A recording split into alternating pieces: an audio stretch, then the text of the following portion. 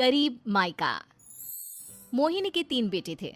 पति खूब अच्छा कमाता और बड़े घर के ऐश सब था मोहिनी के जीवन में। लेकिन एक चीज जो नहीं थी वो थी सुकून।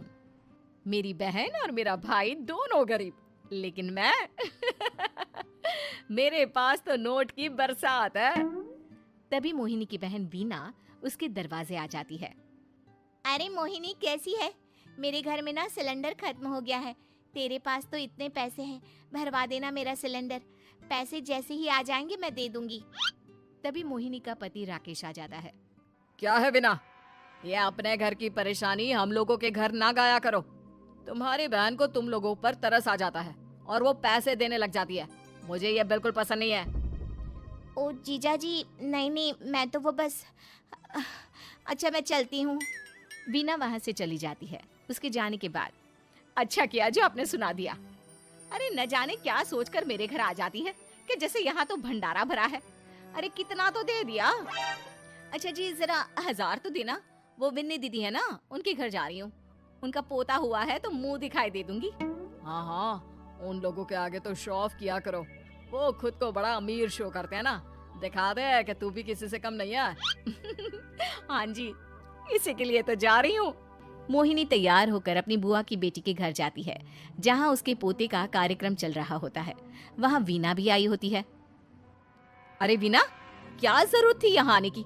तेरे घर पर गैस नहीं है तो वो भरा लेती। क्या करूँ मोहिनी, बुआ को बुरा लग जाता नहीं जाती तो।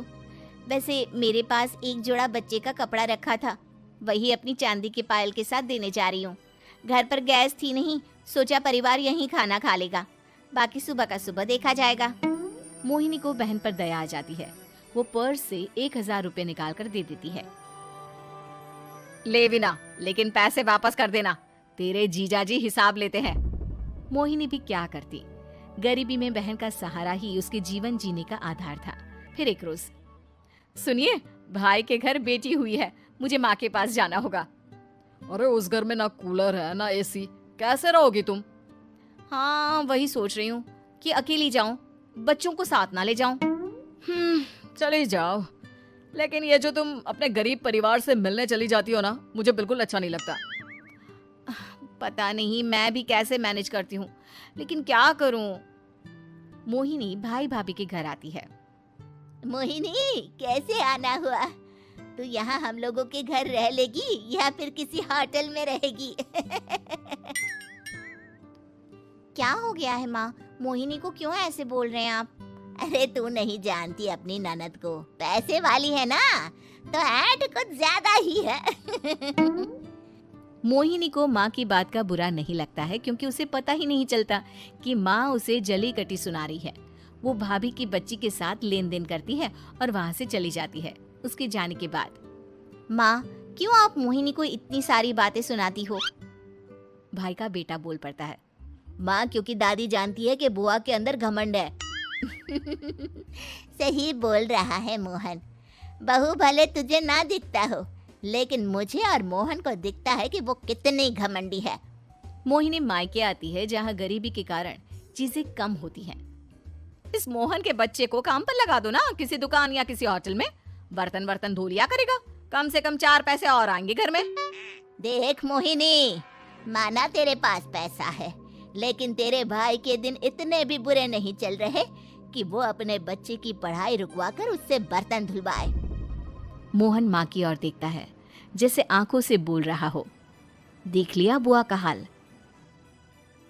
हाँ मोहिनी, बात तो सही है, लेकिन अभी मोहन को पढ़ना है। आखिर तुम भी तो अपने दोनों बेटों को पढ़ा रही हो ना। मेरे बेटों से कैसे कंपेयर कर सकती हैं आप? अरे वो तो कलेक्टर बनेंगे। हाँ, कल को वो मोहन को नौकरी में रख लेंगे, क्यों? मोहिनी कुछ दिन और रहकर चली जाती है। धीरे धीरे दिन बीतता है। मोहन बड़ा होता है और कड़ी मेहनत से सफल भी हो जाता है। मोहिनी, माँ के जाने के बाद तो तुमने भाई भाभी के घर जाना छोड़ ही दिया, क्यों? वो क्या है ना, उन लोगों का घर छोटा है, मेरे बच्चे जाना ही नहीं चाहते।